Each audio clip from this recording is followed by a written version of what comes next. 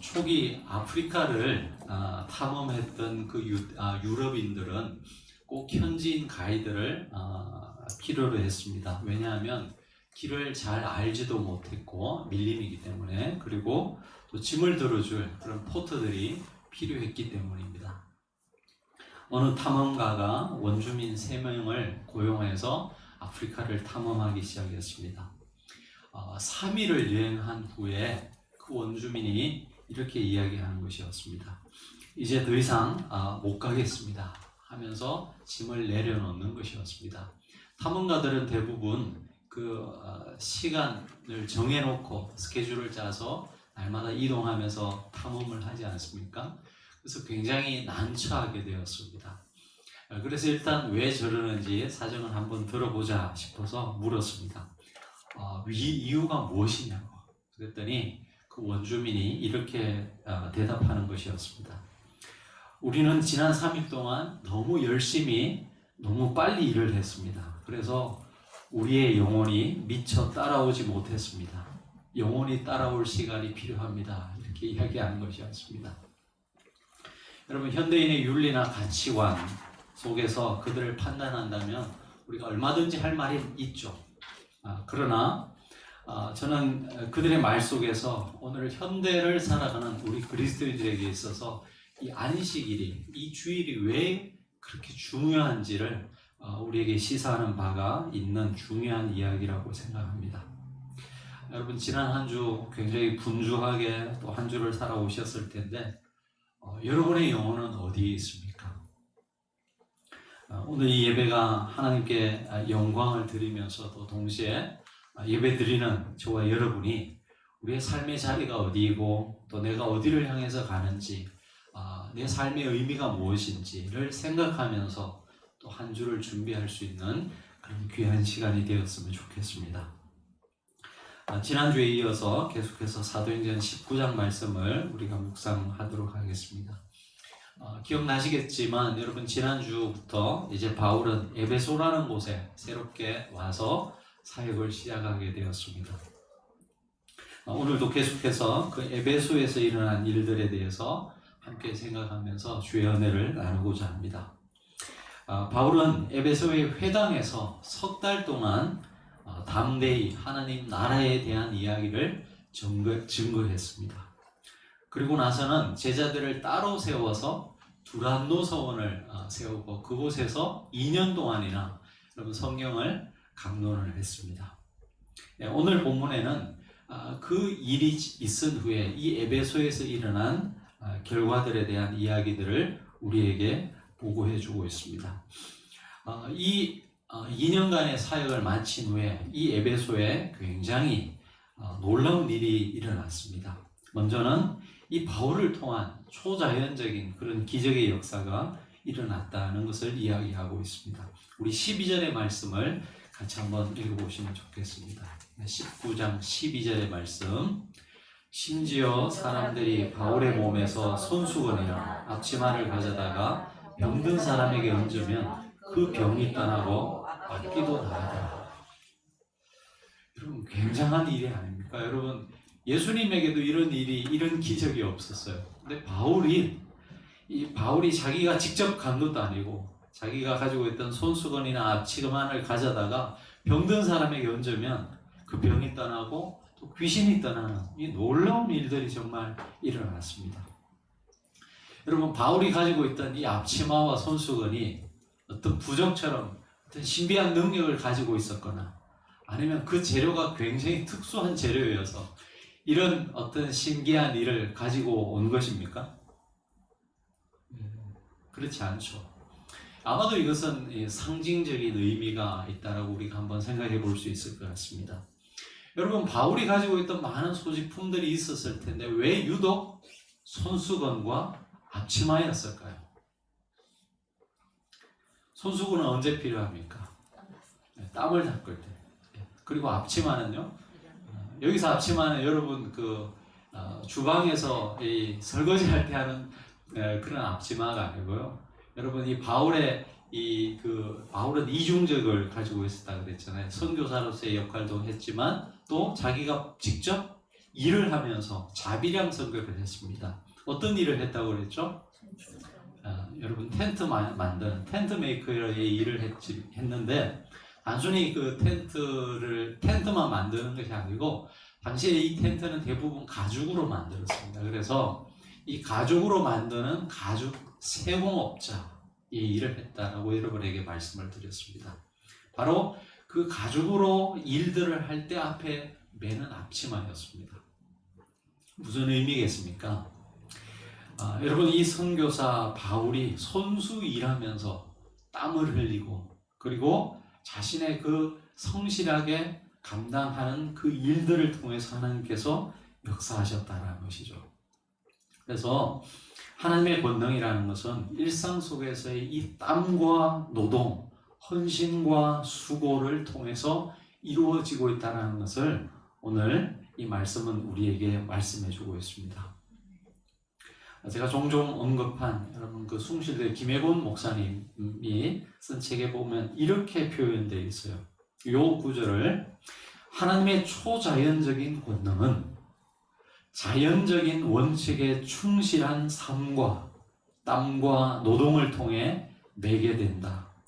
하나님 자신이 정직하고 겸손하고 의로운 하나님이시기 때문이다 라고 되어 있습니다. 여러분 이 하나님의 초자연적인 역사가 바로 이 자연적인 원칙에 충실한 삶으로부터 기인됐다라는 것을 이야기하고 있습니다. 이런 면에서 볼 때 여러분이 날마다 살아가는 여러분의 일상의 이 삶이 굉장히 중요하다라는 것을 우리가 기억하셔야 됩니다. 하나님의 능력이라고 하는 것은 바로 거기로부터 출발된다는 것이죠. 제가 대학 다닐 때 선교 단체에서 훈련받고 활동을 했었는데요. 그때 우리가 외치던 구호 중에 이런 구호들이 참 많았습니다. 이 대한민국에 그리스도의 계절이 오게 하자, 이런 말들. 그리고 뭐 또 선교 집회 같은 거 하면요, 열방을 내 품에, 이런 거창한 구호를 외치면서 기도했고 그때 막 가슴이 뜨거워졌던 그런 기억들이 있습니다. 근데 이제 졸업을 하고 아마도 우리 청년들 중에도 그런 어떤 마음을 느끼신 분들이 참 많이 있을 텐데, 여러분 아마 일반인들은 몇 번 여러분 그 직장에 어플라이 하지 않습니까? 근데 수없이 거절 당하는 자신의 모습을 보고 또 어떻게 직장을 구해서 결혼을 하고 살아가는데 겨우겨우 그 힘겨운 사회생활을 이겨나가는 그런 자신의 모습을 보기도 하죠. 우리 여성들 같은 경우는 자녀를 출산하고 그 젊은 때 대학 다닐 때는 그렇게 거창한 기도를 하고 가슴에 불을 담고 살았는데 현실에 안주해가는 자녀들도 한두 명 키우다 보면 거기에 매몰되어 가지고 겨우 내 신앙 지키기에도 급급한 그런 삶을 살아가는 자신의 모습을 보면서 굉장히 공허한 마음을 가질 수도 있을 것입니다. 하지만 여러분 오늘 이 바울의 모습을 한번 보시기 바랍니다. 하나님의 역사는 어떤 거창한 구호로부터 시작되지 않고요, 하루하루 힘겹게 살아가지만 그 땀 흘리는 삶의 현장으로부터 시작된다는 것을 하나님은 이 말씀을 통해서 우리에게 보여주고 있는 것입니다. 그래서 자기가 서 있는 그 삶의 자리가 어쩌다 보니까 있는 자리가 아니고 하나님께서 나를 그 자리에 보내셨다는 것을 굳게 믿으며 하루하루 내가 넘어야 될, 감당해야 될 이 삶의 무게를 지탱하면서 살아가는 바로 그 삶의 현장으로부터 하나님의 역사는 시작된다는 것을 여러분 꼭 기억하시기 바랍니다. 지난주에 제가 그 가수 나훈아 씨 이야기를 하면서 은혜 받았다고 했잖아요. 그냥 드리는 말씀이 아니고요, 정말 그래요. 저는 여러분의 삶의 현장에서 한 분 한 분이 정말 땀 흘리면서 최선을 다하는 모습을 보면요, 그 자체가 은혜가 돼요. 하나님의 역사는 바로 거기에서부터 시작된다는 것 여러분 기억하시기 바랍니다. 오늘 바울의 이야기가 그것을 우리에게 보여주고 있습니다. 근데 이 바울을 통해서 이런 놀라운 일들이 일어나니까 그것을 부러워했던 사람들이 있었습니다.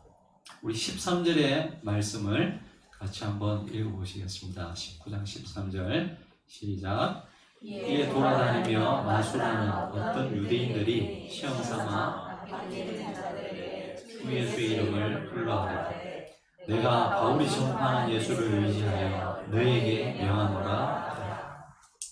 여기 보시면 어떤 유대인들이 나옵니다. 마술하는 어떤 유대인들. 바로 이 사람들은 뒤에도 나오지만은 책을 통해서 점을 쳐주고 돈을 받아 생계를 유지했던 사람입니다. 여러분, 근데 유대인들에게 있어서는 이 율법에 보면 점 치는 사람들이 없게 하라고 하나님께서 모세를 통해서 명하셨어요. 근데도 불구하고 이 점을 치는 그런 사람들, 그리고 점을 쳐서 생계를 유지했던 사람들이 있었다는 것을 보고하는 것을 보면 그 당시에 이 유대인 공동체가 얼마나 변질되었는지를 보여주고 있습니다. 그리고 그들 중에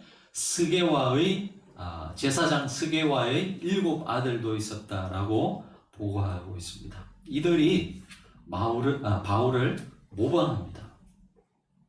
그러나 뒤에 보시면 결국 귀신이 오히려 이들을 공격하면서 이 제사장 옷을 다 떨쳐버리고요, 벌거벗은 몸으로 도망가는 이런 모습을 보게 됩니다. 왜 이들은 여러분 귀신을 쫓아내지 못했을까요? 이것은 뒤집어서 우리가 생각해 본다면, 그러면 바울은 어떻게 해서 귀신을 쫓아냈을까? 우리가 한번 생각해 본다면 우리가 충분히 유추해 볼 수 있는 그런 유추해 볼 수 있다라고 생각합니다. 여러분, 바울에게 있어서 예수님은 누굽니까?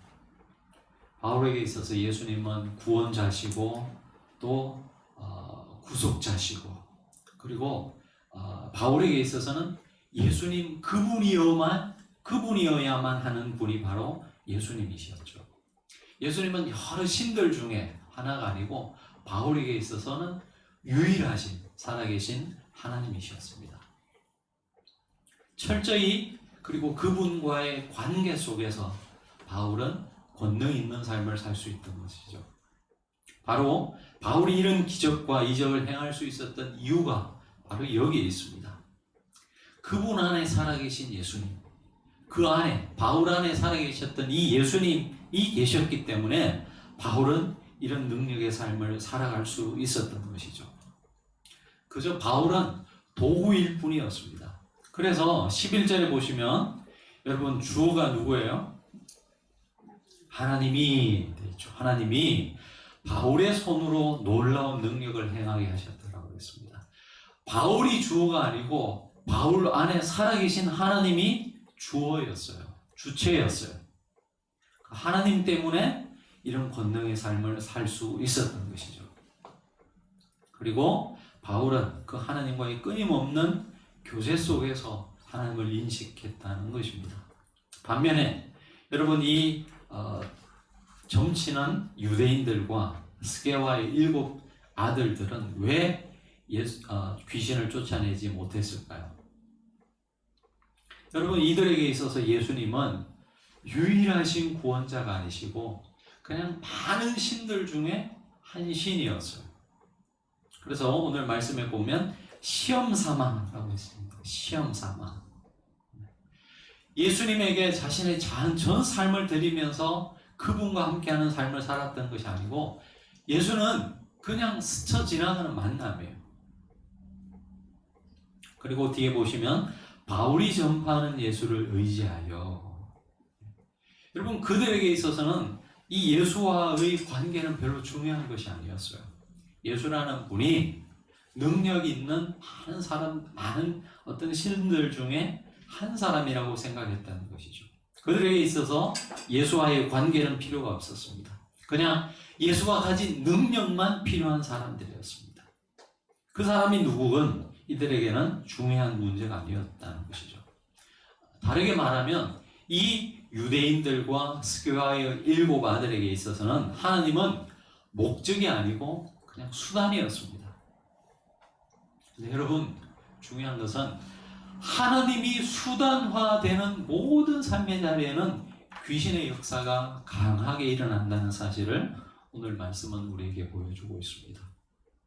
여러분, 귀신도 영적인 존재인데 왜 모르겠습니까?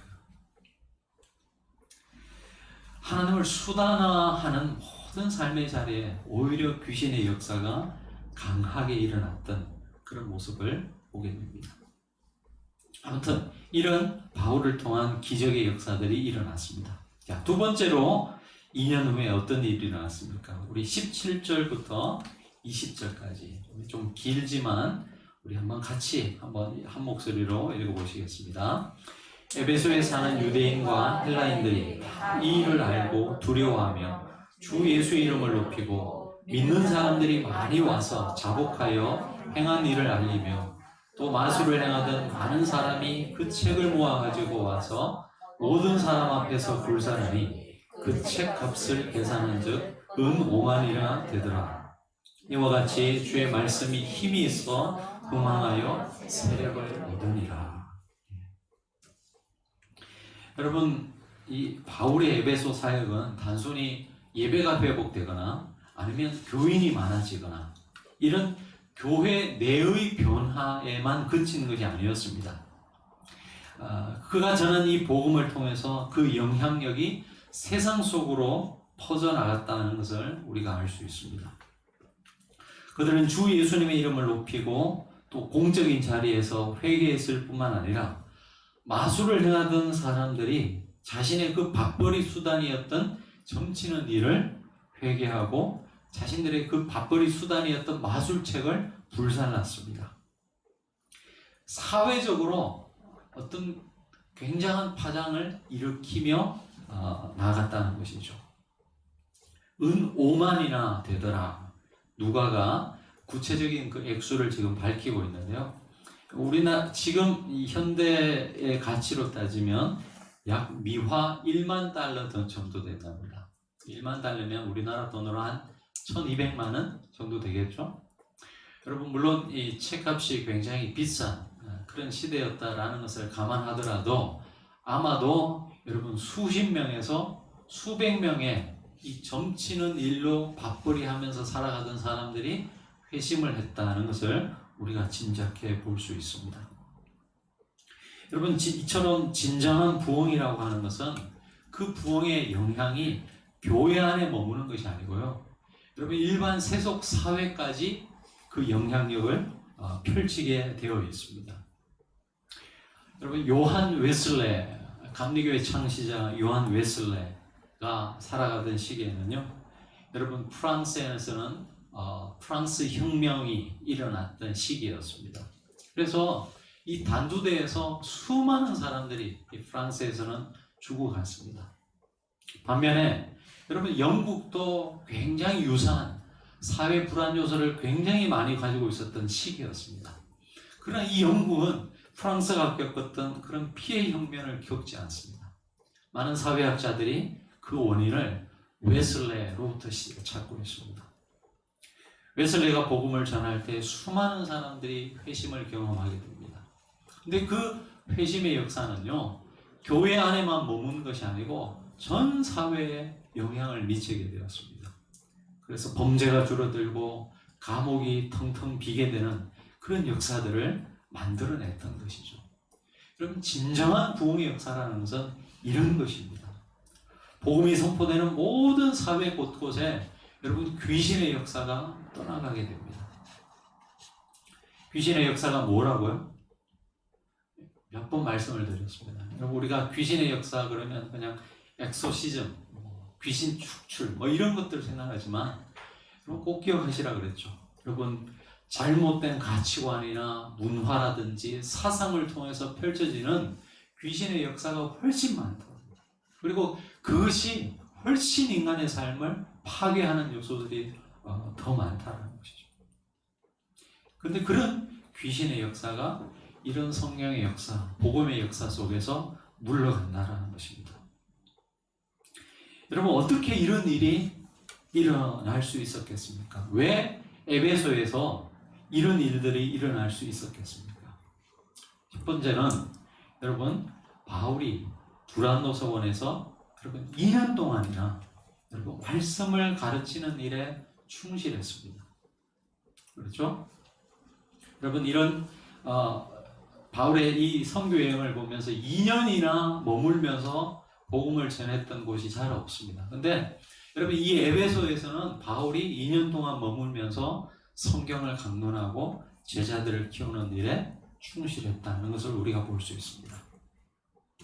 그리고 두 번째는요, 이 바울은 여러분 이 에베소에서 여러분 우리가 오늘 본문 말씀만 보면 여러분 사람들이 회심하고 또 성령의 기적의 역사가 많이 일어나는 이런 정말 아마 바울이 그 일들을 겪으면서 굉장히 기뻐했고 감격했을 텐데요. 사실 이 에베소에서 바울의 삶은 굉장히 곤고했다는 것을 우리가 짐작할 수 있습니다. 그것은 어디에서 알 수 있냐면 여러분 이 에베소를 오기 전에 바울이 지나온 곳이 어디죠? 에베소 바로 앞에 여러 곳을 거쳤지만 가장 유명한 곳은 고린도였습니다. 그렇죠?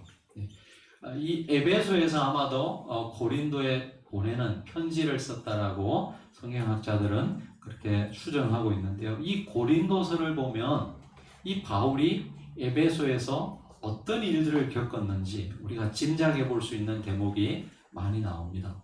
여러분 우리 성경을 한번 찾아보시겠습니다. 고린도전서 4장 9절 말씀을 보시겠습니다.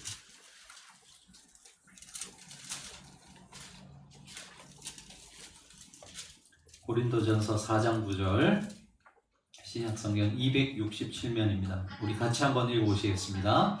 내가 생각하건대 하나님이 사도인 우리를 죽이기로 작전된 자같이 끄트머리에 두셨으면 우리는 세계 곧 천사와 사람에게 구경거리가 되었노라. 정확하게 에베소에서 이런 일을 겪었다라고 하지는 않지만 여러분 이 고린도전후서가 에베소에서 보낸 편지라고 생각했을 때 이 에베소에서 어떤 일들을 겪었는지 우리가 짐작해 볼 수 있습니다. 우리 고린도 후서 1장 8절 한번 또 찾아보시겠습니다. 고린도 후서 1장 8절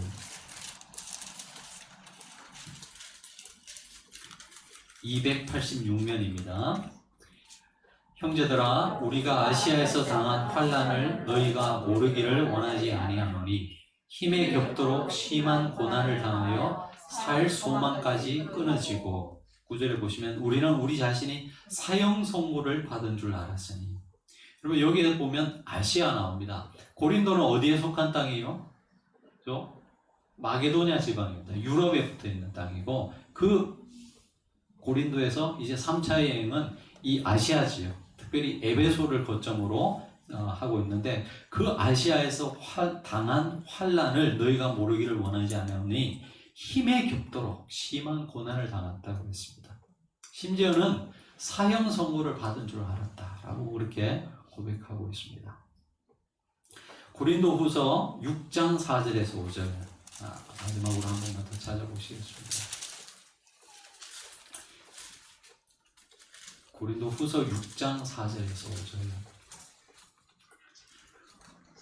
292면입니다. 오직 모든 일에 하나님의 일꾼으로 자천하여 많이 견디는 것과 환난과 궁핍과 고난과 매화정과 갇힘과 난동과 수고로움과 자지 못함과 먹지 못함 가운데서도 있습니다. 여러분 우리가 앞에서 사도행전에서 봤듯이 굉장히 초자연적이고 하나님의 정말 그런 역사들이 많이 일어났습니다. 그리고 그것이 교회에 머물지 않고 전 사회적인 에베소 도시 전체에 영향을 미치는 그런 결과들이 많이 나타났지만 여러분 이런 일들이 나타나는 배경 뒤에는 이 바울의 이런 굉장한 큰 고난이 있었다는 것을 우리가 짐작해 볼 수 있습니다. 이런 것들을 사도행전에 누가가 다 적지는 않았지만 아마도 어떤 일인지 모르겠지만 여러분 이 바울에게 있어서는 굉장히 고난의 시간이 바로 이 에베소에서의 시간이었던 것이죠. 여러분 이런 일들을 우리가 보면서 무엇을 알 수 있겠습니까? 하나님의 역사라고 하는 것은 그냥 일어나는 것이 아니라는 거예요. 여러분 이렇게 에베소에서 수많은 하나님의 역사들이 일어났던 그 뒤에는 바울의 눈물과 땀 그리고 그의 헌신이 기초하고 있다는 것을 오늘 말씀을 통해서 우리는 볼 수 있는 것이죠. 이런 면에 있어서 하나님의 역사라고 하는 것은 대가 없이 일어나지 않는다는 거예요. 말씀을 맺겠습니다. 여러분, 저는 이런 꿈을 우리가 한번 꾸어봤으면 좋겠습니다. 우리 광야의 교회가 이후에 어떻게 될지 모르지만 정말 하나님께서 복 주셔서 여러분 교회 성도들이 늘어나고 교회 재정도 든든해져서 여러분 다른 교회를 돕기도 하고 어떤 사회를 섬기기는 일들도 하기를 원합니다. 근데 그것이 단지 우리 교회 안에 머무는 것이 아니라 여러분 우리 교회가 자리하는 그 지역이 우리 교회 때문에 이런 놀라운 일들을 경험할 수 있었으면 좋겠습니까? 여러분 우리 교회가 그 지역에 있어서 우리 교인들만 기쁜 것이 아니라 여러분 우리 광야의 교회 때문에 그 주위에 있는 믿지 않는 사람들이 행복해질 수 있는 그런 교회가 되기를 여러분 꿈꾸면서 기도해 주시면 좋겠습니다. 그러기 위해서 열심히 말씀을 배우고 그리고 또 여러분의 삶 속에서 하나님을 향한 헌신과 희생이 자리 잡을 수 있었으면 좋겠습니다. 그래서 교회는 사람들로 가득 차고 그리고 그 사람들의 마음속에 예수로 가득 차는 그래서 그 은혜가 또 교회에 머물지 않고 지역 사회를 향해서 끊임없이 흘러가는 그런 복의 근원된 교회가 될 수 있기를 위해서 기도해 주시고 교회만 그럴 뿐 아니라 여러분 개인의 삶 모두가 하나님의 그 놀라운 복을 경험할 수 있는 우리 온 교회 성도들 개인의 삶, 가정, 교회가 다 될 수 있기를 주 이름으로 축원합니다. 기도하시겠습니다.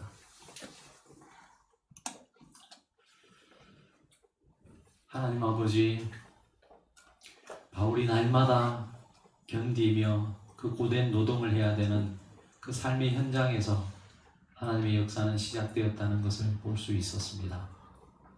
그리고 다 기록할 수는 없었지만 다 기록하지는 않았지만 바울이 흘렸던 그 수많은 땀과 헌신을 통하여서 에베소는 변화되기 시작했던 모습을 봅니다.